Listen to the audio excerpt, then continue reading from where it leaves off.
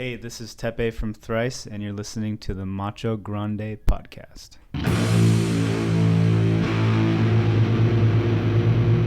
Today's podcast is brought to you by Audible.com. Get a free audiobook download at www.audibletrial.com/Macho Grande. Over 100,000 titles to choose from for your iPhone, Android, Kindle, or MP3 player.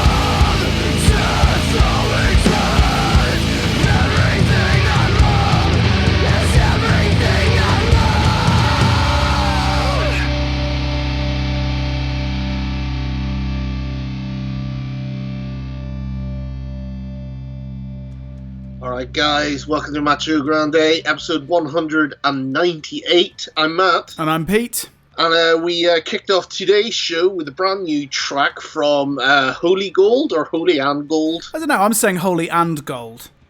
Yeah, I'm always confused, because they do drop that symbol in there. Yeah.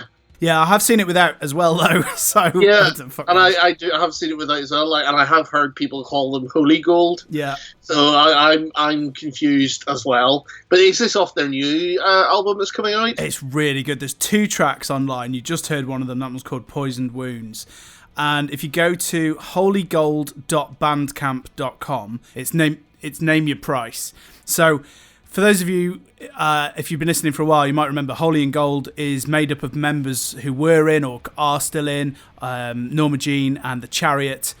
And they brought out an album called Feral Children, or like a 6-track or something, and it's really, really good. This new stuff, though, it sounds absolutely fantastic. So I'm not quite sure, but from what I've read, I think it's meant to be like a tease for an upcoming album. Okay. So, but yeah, really cool.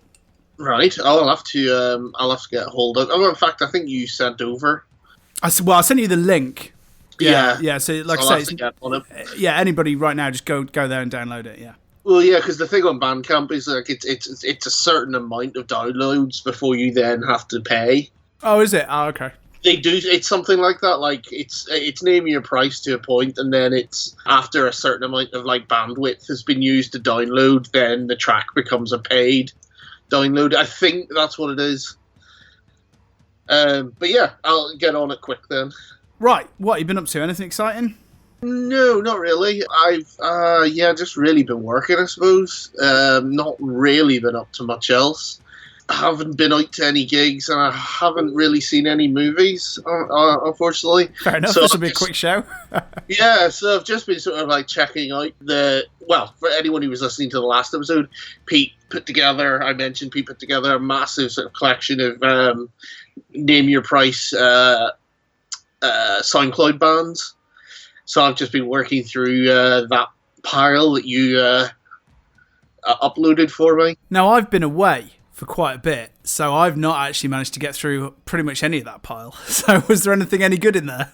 Yeah, there is. If Not For Me, I think that's really good. I'm trying to remember which was which. Because we played If Not For Me on the show. I can't remember. There was one I did get through. Which ones was it? There was a couple of splits in there as well, quite noisy stuff. Yeah. Jesus Peace, who we played on the last show as well. That was really heavy and nasty. Brilliant, yeah. And Leached as well, who we played on the last episode. In fact, that album is out now, and definitely worth checking out. There was a couple of screamo bands that I'd come across. It was Bandcamp. Again, yeah, you just name your price. And now I've not gone through these yet, but a few splits, and one of them was called What of Us. One of them was called Supine. There's a band called Supine. Massa Nera. The Supine one's pretty good. There's a split with Swallow's Nest and Crowning. That sounded really scratchy and noisy and cool. Yeah, and it's only sort of like 5 or 5.5 minutes long as well. And then hundreds of, I don't know, AU? Hundreds of OW? Yeah, I didn't understand how to pronounce that one either. But, I mean, again, some interesting stuff. And then the only other new thing that I've listened to was the new Amity Affliction album, Misery. I've not heard a single track yet. It's fucking terrible. Okay, I need to spat out my coffee then. It's really bad. Check it out, because there's like, there's bits where it's like... Because you quite like Amity in the past, don't you? Yeah, the first load of releases have been amazing. I think I first discovered them through MySpace. Oh, right, back cool. in the day. So, I think the first EP came out in 2005, which they were very different sounding back then. Yeah. And I've kind of dipped in and out, but I've kind of liked a lot of the stuff up to, I think, Let the Ocean Take Me. Well, I mean, these guys, like I said, I've kind of liked quite a bit, dipping in and out, you know.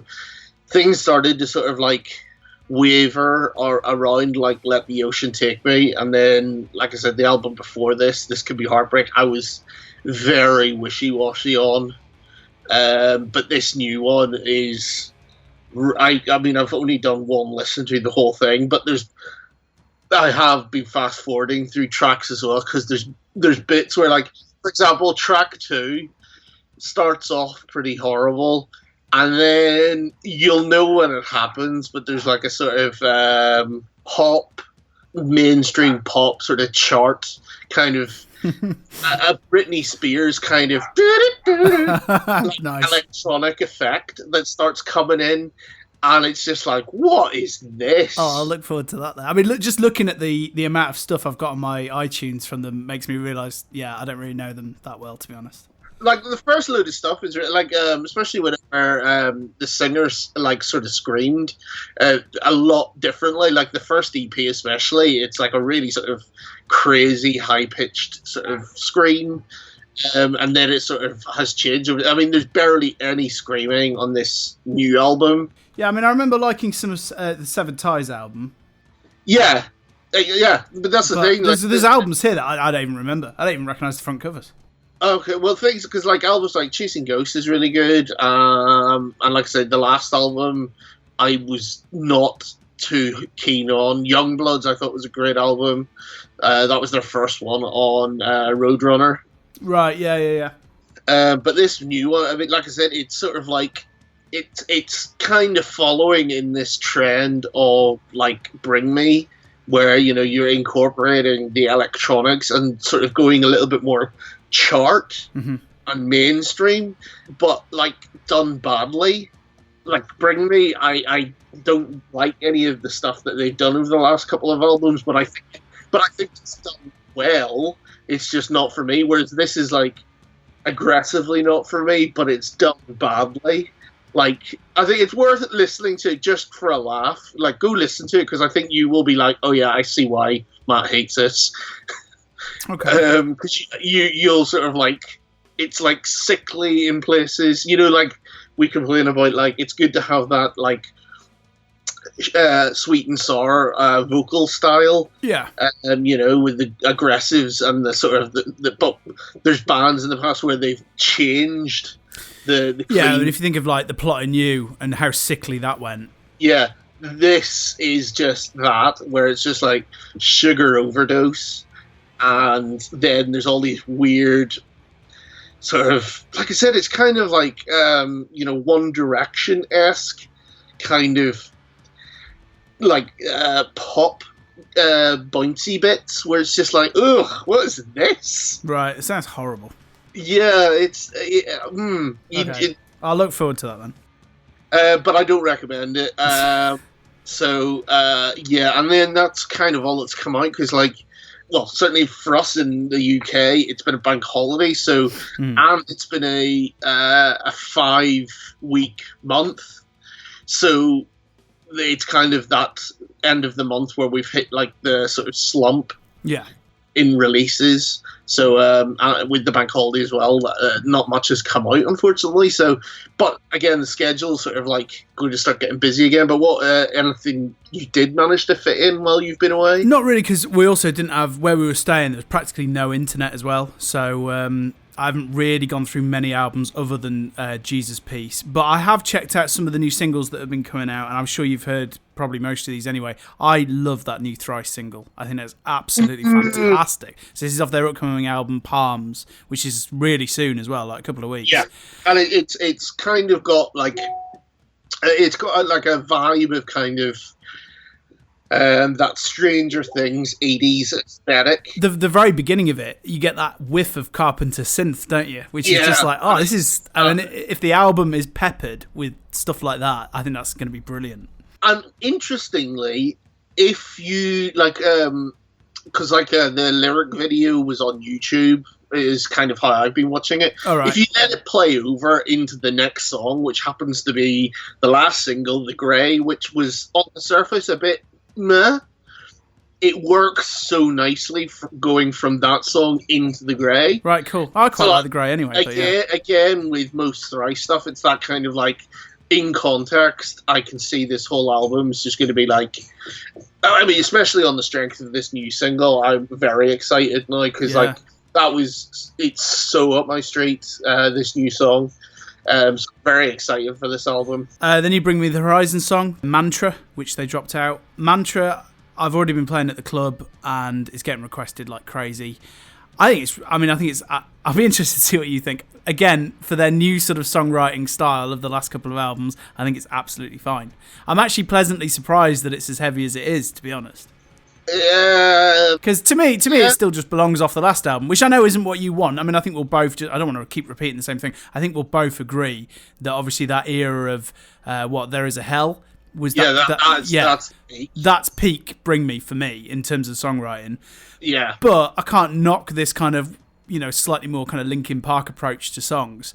No, and as I sort of was saying just at the top of the show, like, I think it's I can't knock the fact that it's solid. The quality, yeah. The quality, it's aggressively not for me, but well, I think they've still maintained that on this. On first listen, I already thought, yeah, okay, right, it's really catchy, it's in my head, but it's pretty flavourless. Yeah, I mean, it's a little bit by numbers, and it does feel like it could still belong off the last album. But I was being prepared for 21 Pilots, so I was prepared to just hate this. Well, yeah, this is the thing. Like, they're sort of like, because obviously they did like a secret Reading show. Not before we get to news. Obviously, they did a secret Reading show where there was interviews talking about how it's not really representative of the album. Oh, okay, right. Which, again, is fine, but I do think that the album is going to be very ambient, and I think it is going to have those sort of 21 Pilots. It's going to have that whiff, and without guitars. And again, even the guitars that were in this track, it's still kind of like lacking the Bring Me the Horizon thing. Like, the band, I suppose this is the thing, they've done more albums now as this type of band than of their earlier incarnations. But I just thought it was like I saw people going crazy for it, and I'm just like, yeah, but it's just a bit dull. I think there's still enough peppered in there of interest, though. Like you were saying a minute ago with the Amity Affliction, and I don't know whether I've not heard it yet, whether it's just too safe, but you hear tracks where there's just nothing even in it. When you listen to this, at least it still has little things going on in the background, and a bit like when, think of White Pony, how delicate like some of the sample stuff in the background was. Yeah. This is still full of that kind of thing, which is great. Oh, no, I mean, the thing is, like, they've got, especially with the addition of, like, Jordan in the band, like, he is, like, a perfectionist. Whenever you sort of, like, see the sort of, like, layers, the audio files of each track, because I've seen some stuff on YouTube where they break down the sort of, like, the production track. Oh, okay. So you can see the break. I mean, like, the amount of painstaking sort of layering of different sort of sounds and stuff that, like, Jordan has brought to the band. I can't deny that. It's just, I don't know, it just feels very kind of, I don't know, fluffy and kind of like, meh. It's just sort of, like I say, it's kind of flavourless. It's kind of like, it's got, I find myself sort of humming the tune a couple of, caught myself humming it a couple of times during the rest of the day after I listened to it. And then it was just kind of like, yep, and I've forgotten it now. It's kind of just like, meh. Okay. I don't know. And I've had that problem with, like, their last load of songs. Like, they've got a couple of good tracks on an album. And then, like, the last album especially, the first two singles I thought were great. And then the rest of the album was not like the singles. But so I might get surprised. Like, I might find that I actually really like this album because it might go super ambient, and maybe that is going back into territory of things that I like. But at the same time, I don't know. I just thought it's good for what it is. It's just not for me, and I don't get the fuss. Is all. And again, this might be down to the way social media works now, but I've not seen that hype online with people talking about it like I did for the last album. And I genuinely, I've no idea now, I said this on the last show, whether that's just my social channels deciding via algorithm what to show me, or whether genuinely there's just not enough people. Because I'm not a big fan of Facebook anyway, but every time I go on Facebook, I just seem to see like the same 15 people's posts rather than the wide gamut. Well, that might be because you only interact with those 15 people, and then I just keep showing you those. Yeah, but possibly. I mean, I hate the way Facebook works. I try not to go on it, to be honest. Well, there you go. but looking across a little bit of everything, like I do, I've just not seen that level. I mean, it might still be yet to come because obviously the album's not out for a bit yet, anyway. Yeah. But the last album, I mean, yeah, absolutely huge. I mean, you just couldn't avoid it. It was everywhere. Well, again, I think it'll just sort of like it. Well, again, I've just noticed it via the kind of the sort of secret viral promotion that this single and the sort of secret show was kind of relying on. So like this clearly isn't the big kind of promotional push. This is just the sort of word of mouth kind of thing. Yeah, and a tie-in to for the with thing. all the posters and the phone call, the answer machine stuff, and then like the secret announcements on Radio 1 and things like that. Like that all sort of ties it together. Whereas I think because what is it, March? Ammo, it's called, isn't it? I thought it was earlier than that, but I could be wrong. Or is it February? Yeah, I think it was definitely earlier than that, but. Yeah, I mean, certainly come January, it will. I can just imagine it could be like, here we go, here's the year, bring me the horizon sort of thing. Did you watch much of the Reading sets, or? Not much of it was televised. No, I thought that, but I did catch. I deliberately wanted to watch a bit of Fall Out Boy because obviously I found it very interesting where they've gone, and obviously the new album being predominantly just a pop album and not really for our world at all. And I was pleasantly surprised to see. Because I was like, well, how do you even play half that stuff live? Yet they still just came out. It was just them, all instruments, and it just sounded heavier. That's all it was, is that they were just riffing over everything way more than you'd imagine. And like some of the riffs that are probably on the record, but they're just so low behind all the poppy stuff, they're all brought to the forefront. So it just came across as just a heavier set. Yeah, so I was quite pleasantly surprised with that. I caught some of their set and sort of thought, I mean, it was fine. I have seen them in the past where, like, they have been uncomfortably sloppy in the way some of their instruments are played, and to the detriment of some of their better songs. Oh, okay. But like, I thought they played it actually rather well, and like sounded good. Yeah, it was a cool stage as well. Like, I like the sloping stage is pretty cool. Yeah, and it all sounded fine, and like again, they've got enough sort of choruses there, like exactly for the Reading audiences to get behind, because like for anyone who doesn't know, I mean that's one of the things Reading is sort of infamous for, is the sort of like sing-alongs. But yeah, I mean, I thought that was fine. But the sets I did, well, again, like I said, I was watching it online, and there wasn't much being sort of shown. No, I watched Panic at the... Well, I had to turn it off, but I started watching Panic at the Disco. I found him far too screechy and waily for me. Well, I was more surprised at the fact that there just wasn't so much this year that was like alternative. Well, it wasn't really at all, was it? It was a lot more, I guess, Radio 1. Yeah. And weirdly, I don't know if you've thought this, but the amount of pictures, so like on Instagram, looking at everyone's pictures, including lots of people who are in bands that were playing, the main stage always looked quiet to me. Yeah. It looked like there was hardly anybody there. It was really weird. Except for one set that looked absolutely rammed, and that was the Mike Shinoda. Oh, okay, yeah. Audience, like he like compared to some of the other audiences, his crowd looked absolutely rammed. All right. And again, the sort of the clip that's gone viral is the sort of like piano and audience rendition of "In the End." Oh, okay, right. Which is really good, especially when you include the clip just before it where Mike's talking about Chester. And then, like, the audience sing all of Chester's parts, and it's really, really cool. Like, the audience is really loud. Yeah, I'll have a look at that. And like I said, it looked absolutely rammed by comparison to some of the other sort of daytime audiences, whereas the tent looked pretty rammed for Bring Me, surprisingly. Oh, no, well, I haven't seen any of that, and that's not on iPlayer, so... Right. Oh, no, they only have Mantra up for some reason. It was all just weird with things. Like I said, they're putting up one track from Bring Me the Horizon, or one track from... I'm trying to think who was some of the other bands they only had one track from. And then they had like the full set of NERD, or the full set of like Post Malone. It's like, what about all the other bands played? This is just a bit weird. Okay, let's play something new. Okay. Let's go. Right, I've never heard of this band before. They're from Bristol. They're called Blank Atlas. And this caught my eye because on the press release it said, taking influence from everything from McFly to Meshuggah. Okay. So they're about to release their new EP, Canvas, on October the 5th.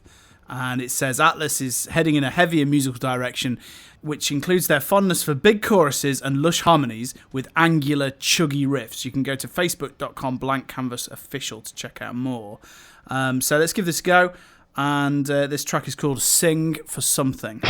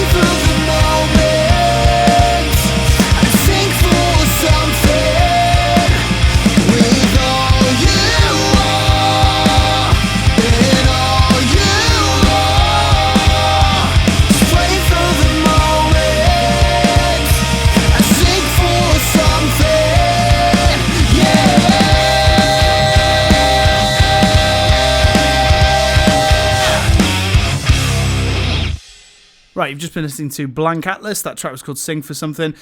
Let's do the news. Let's start off with a couple of really, really sad bits of news. This was a couple of weeks ago now, but I'm sure most people know that Jill Janis, who's the frontwoman of Huntress, sadly took her own life. She'd been struggling for quite a long time, it appears, with sort of mental illness and depression. Kyle Pavone, I'm not sure if that's right, how you pronounce it. Yeah, Kyle Pavone. He is one of the We Came as Romans vocalists, and he sadly died as well. Yeah, I didn't realise he'd been rushed into hospital like a week ago. I mean, especially when you sort of like tie it together with like some of his final Twitter sort of posts. It does look slightly ominous. Yeah, I mean, they haven't obviously announced, what the reasoning was yet. So it's really sad. I mean, similar to that, they've also just announced the cause of death of Vinnie Paul and said that he died in his sleep as a result of dilated cardiomyopathy, which is apparently some form of an enlarged heart. while severe coronary artery disease also played a part in his death as well.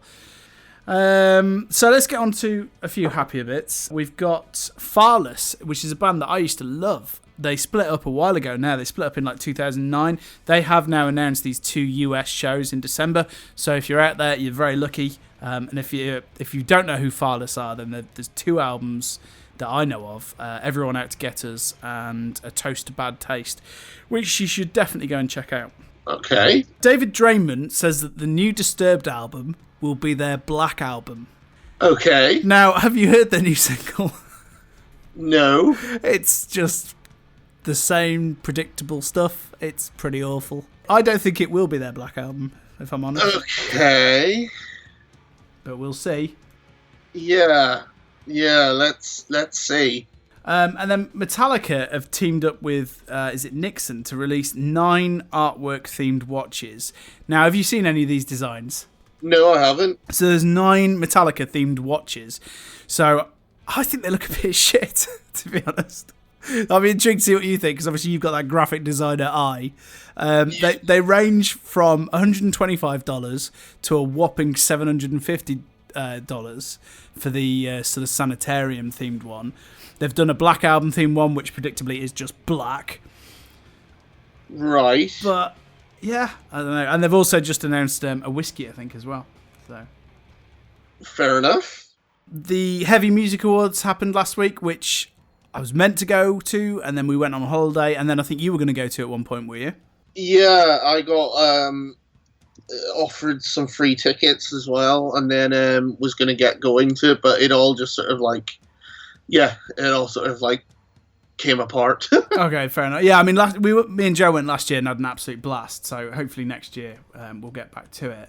So just a super quick look at the winners. So we've got Best UK Breakthrough Band is Milk Teeth, Best Festival Hellfest, Best International Breakthrough Band Knock Loose, Best Album Artwork 6th, The Future in Whose Eyes, Best Producer Will Putney, Best Live Band Gojira, Best International Band Metallica, Best Photographer Ed Mason, Best UK Band Architects, and Best Album While She Sleeps You Are We.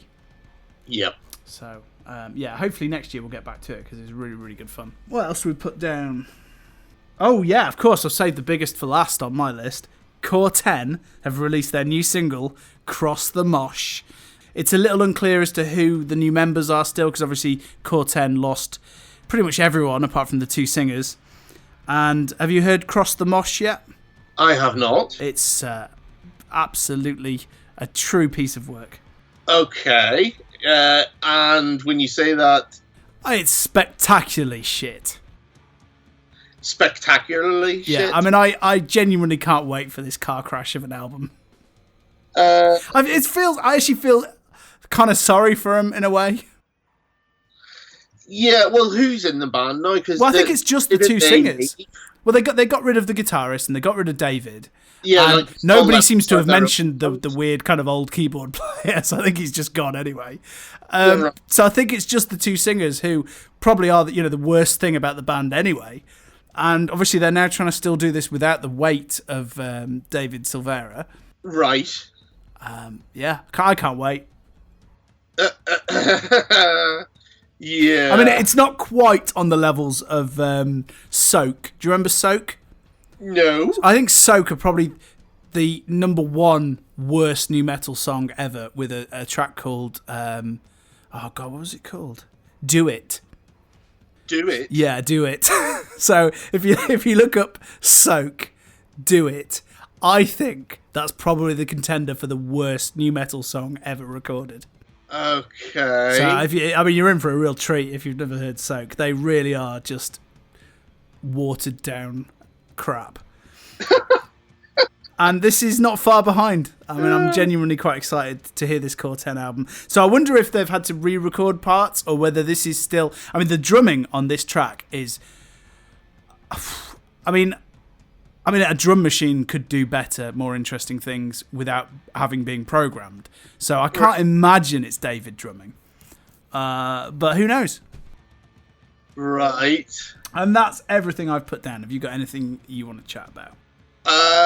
No, that's kind of where I'm at, really. That's sorry, just sort of like shocking. Have you had a listen to it? No, but I will do. Oh God. So yeah, I mean, we can just have a quick look at what is coming up. So just having a super quick look at September. The new Clutch album, new Counterparts. Oh, which I'm looking forward to. Like, I did see some footage of them from Summer Blast Festival, which looks great. So they played a couple of new tracks, so I'm excited for that album. Oh, cool. Okay, there's new Deicide, which actually I did go through that once the other day. There's new Conan, there's new Crippled Black Phoenix. What else is coming out? I thought there was a few more. Not Thrice is obviously in September as well. Dead Letter Circus. Sumac have got a new album coming out, and Therapy have got a new album coming out. Yes, yeah. The new Beartooth album, new Devil Driver. Oh no, they're reissues, I think. Because they just did one. Once Human have got a new one coming out. Who weirdly just did a cover of Davidian. Which considering Logan's in the band, is kind of weird, but yeah, fair enough. I didn't think about that. Yeah. The Black Queen. So that's just September. So I think on the next show we'll probably do a bit of a roundup of up to the rest of the year. Okay. Obviously, Thrice is going to be the biggie, but I think we've already decided actually the next show we're going to do the new Atan album. Yes. As album in review, and hopefully have a couple of competition copies of that as well. Yeah, because it should be released around the week we will do the next show anyway, so it should be timed rather good. So it'd be nice to actually on top of a release week. Yeah, we're going to start on that tonight, I think. Cool. Right, this band, again, I've not heard of these. We're going to play a track called Shroud Enigma, and it's a band called Infera Bruo. Bruo is spelled B-R-U-O. U-O? Yeah. Tell me a bit about these guys, because I've never heard that name before. So they're on Prosthetic Records. This comes out on the 7th of September, and this has actually got members of Trap Them, Cul-de-sac, and Pillory. It says they enter from the Nether Realm, cradling the soul-jarring black metal masterpiece Cerement, produced by Boudhuin and mastered by Brad Boatwright. 8 tracks of at times warm and lush, while at others harsh and cold black metal. Right. Okay.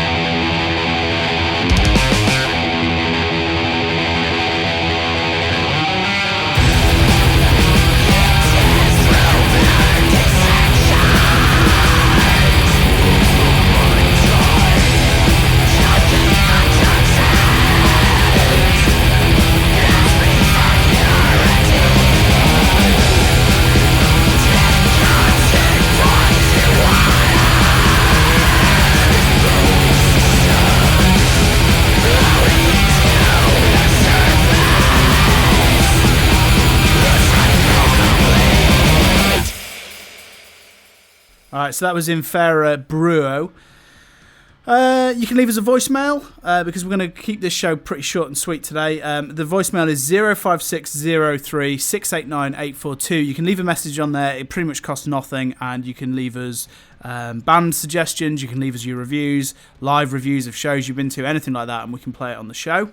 You can get in touch with us at info@machograndepodcast.co.uk. You can also tweet at us at Macho Grande Pod. Obviously, find us on Facebook /Macho Grande Podcast. Give us a quick review on iTunes. Yeah, please do that. Recommend a friend. Really helps us get more listeners and get more recommendations. Any film chat you want to do? Because again, I've not really watched that much. While we were away, like I say, we had pretty much no internet. We were watching terrestrial TV, of which is quite awful. But I caught a bit of that Sacha Baron Cohen's new show, which is genuinely pretty funny. That was pretty funny. What's it called? Who is America? Or Where is America? Who is America? Who is America? That's well worth a watch. So I saw a bit of that.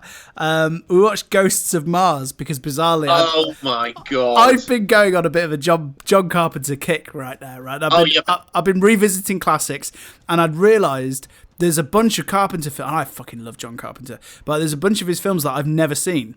So I've downloaded a few ready to go because I've never seen The Fog and I've never seen Assault on Precinct 13. Precinct 13 is brilliant, and I've not seen Prince of Darkness either. I can't think what that one is. And I hadn't seen Ghosts of Mars. And funnily enough, while we were away, one of the night Ghosts of Mars was on. Ghosts of Mars is terrible. Oh, it's absolutely horrific. With a very young Stath in it as well, which is quite funny. Yeah, a very young Stath. And doesn't have LL Cool J. No, it's Ice Cube. Oh, it's Ice Cube, yeah. Oh, God. It's rubbish. It's not good. So I remember seeing that when it came out. Disappointingly, the music's bad as well. And obviously, he's normally so good at that. Yeah, I mean, again, it's that sort of like some of his best stuff is basically pre-90s. So yeah, Assault on Precinct 13 thing. I'm really looking forward to watching the Assault on Precinct 13. I've got that and I've got The Fog to watch. Amazing soundtrack for Precinct 13. Cool. It's up there with the Thing and what's my other favourite? Big Trouble. Well, Big Trouble or Escape from New York and... But no, I don't like the Escape as much as those two. Okay. Like I said, Assault on Precinct 13, The Thing, and Big Trouble in Little China. Yeah. But again, Precinct 13, I remember a mate of mine and me sampled it, and we were sort of did a remix because it just got such a cool sort of like gang tone to it. There's just something about it. But yeah, like I said, the stuff he's done in the sort of 90s and 2000s were, there's that terrible vampire one that he did. Oh. With James Brooks. That one's pretty dire as well. Yeah, they didn't get great after that, to be honest. No, I mean, like, Ghosts of Mars is just like... it's such a dumb premise, and then it's just executed pretty piss poorly. I was going to say, it looks cheap. I mean, I know you could say a lot of those films look cheap, but I mean, you rewatch, like, The Thing or Big Trouble in Little China, they're 10 out of 10s. Yeah, they look incredible. Again, they're filmed in a sort of, like, timeless way. They have that. There's the way things are either cut or held. It's the sort of way certain cinematography, but then there's that sort of like transition. I think again, it sort of coincides with kind of 90s digital effects, where people are making this sort of like transition to digital filming. Yeah. And because obviously that aids with the digital effects, and then it's just sort of like, so you've got this mix of really bad effects and a very different look at the early days of digital cinematography. I mean, see, I'd still put They Live as like one of the best films he's done as well. I bloody love that film. Again, it's got all those classic things of, actual prosthetic makeup. It's got actual sort of, matte paintings, especially the matte paintings. So it looks dated, but it also looks timeless because it isn't sort of like cemented in time with like, oh, and that's the era of really bad digital digital animation or digital special effects. Prince of Darkness is the one. It's got people rave about Prince of Darkness. I've never seen it, and that's the one that came out in between Big Trouble in Little China and They Live. So it's in that peak little, So I'm super excited to watch that. I mean, there is a few others in the back catalogue that I've not seen, but yeah, generally once you get past into the 90s, it's not good. Although I do quite like In the Mouth of Madness with Sam Neill. I think that's fun. Oh, okay. That's worth a watch. But I've also not seen. There's another. There's a really early one, Dark Star. I remember watching as a kid, and I can't remember a thing about it. So I'd really like to rewatch Dark Star. Isn't that? Oh, hang on. But the effects in that I think are meant to be really quite shit. Because that's it's like a weird sort of comedy, but it was like because it was written by the guy who wrote the original version of Alien. I have seen it. I'm just looking at stills of of like screenshots and stuff. I have seen it, but I can't for the life of me. So remember what it was about. I'm on a mission to kind of fill in the gaps basically at the minute. So anyway, I can tick off Ghost of Mars, which terrible. It does have. I do remember the crazy alien beach ball though. Right. Okay. There's like a sort of inflatable beach ball with feet. Nice. But like I said, it's like a weird kind of sci-fi comedy. Yeah. No, I'm going to watch that kind of thing. I kind of vaguely remember it now. It's coming back. The thing is, it's kind of of that ilk of like it looks like it should be. Again, with the Aliens connection, it's kind of got that Aliens and Silent Running kind of Silent Running. But it's also on a lower budget. Did you like The Black Hole? Because I love that. The what? The Black Hole. The Black Hole? The Black Hole. The Black Hole? The Black Hole. The Black... Oh, maybe it's just called Black Hole. I don't know. Oh, I don't know. Is it? It's a really good film. Okay. I'll stick to your for that. It's got an evil robot called Maximilian in it, and it's quite a lonely space film. It was like a Disney production. Yeah, like yes, and it's got like a big white eyes robot. It's got like a float. Well, the floating robot is blatantly ripped off Silent Running, or yes, because the Silent Running ones are obviously like amputee victims, as opposed to like an actual sort of floating vision. Yeah, I know. I can picture it in my head. But yeah, do you know what? I'm sensing another list for episode 200, and you have to rank your top 20 sci-fi films. Oh God, sci-fi films? Yeah. I don't know. Sorry, you don't have to do it right now, but I'm just putting it in the hat. Okay. That may take a while. That one. Good. Anything to make you uncomfortable. Yeah. So I've also watched American Honey, which I thought was very kind of meh, but watchable. But not really much happens in that. Okay. It's long as well. It's like nearly 3 hours long. So no. But then the real standout this week was Hereditary, which again, a bit like we talked about A Quiet Place on the previous show. Hereditary is like one of the biggest talked about films of the year. I think it's absolutely incredible. A really, really tense, claustrophobic film that would partner well with Antichrist or Mother, and I thought it was absolutely fantastic. It was also beautifully shot. Like I'm not going to spoil anything, but the very, very opening scene, the kind of mum in the film, her job as an artist is recreating characters and places and scenes as little models, so like miniature models. And the opening shot is this close-up, slow zoom into basically like a doll's house that then becomes the actual real scene. Right. And it's cool, it's nicely done. But then from that moment on, there are several shots throughout the film where you genuinely don't know whether they're doing that trick of, is it a doll's house or is it the actual... It's so well done. But I really enjoyed it. Okay. I need to check it out. I just haven't got around to it. But that you just right. I did finally watch Mother. Oh, cool. What did you think? Hated it. Oh, what? Yeah, I don't like it. That's brilliant.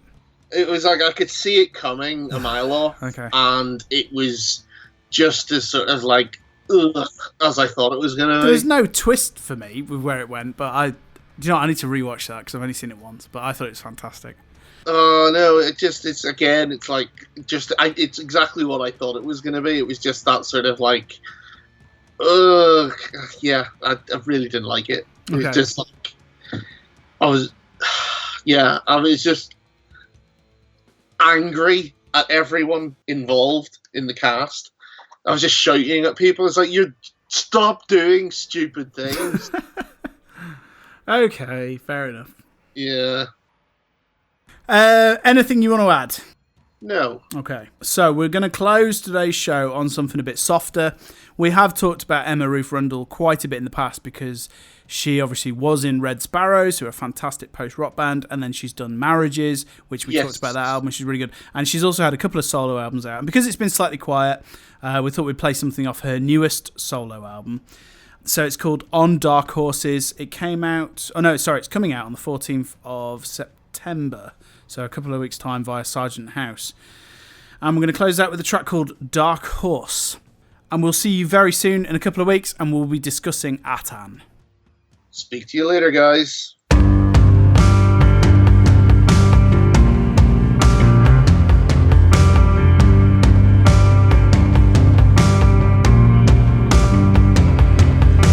One little sister runs so fast, I see she's gaining on you.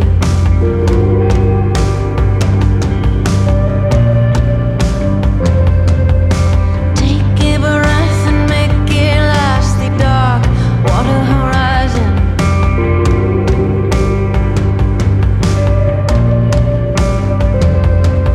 Smile like you mean it and just cast the light of hell right out of you.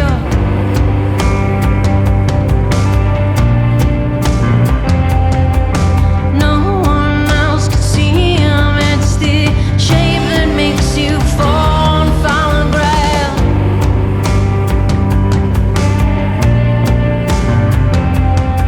So no more letting down.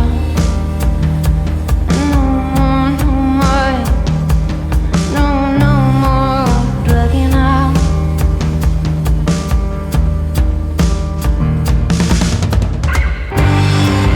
It's the dark horse you give legs to.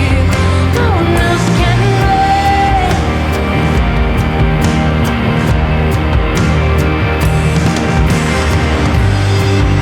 In the wake of strange beginners, we can still stand there.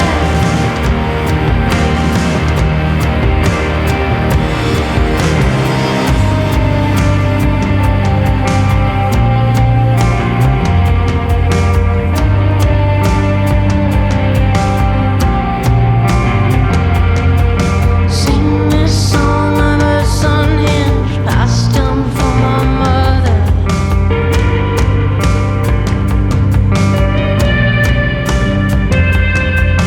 Take a breath and make it count and learn to sing another.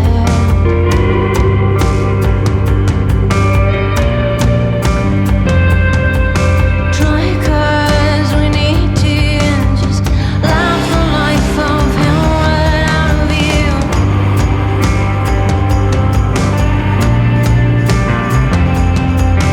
No one else could see it.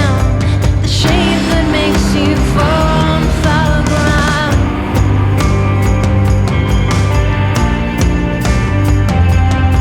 So let your burden down.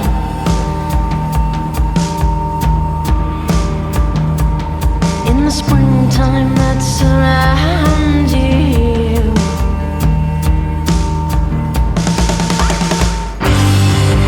It's the dark horse we give legs to. No one else can ride.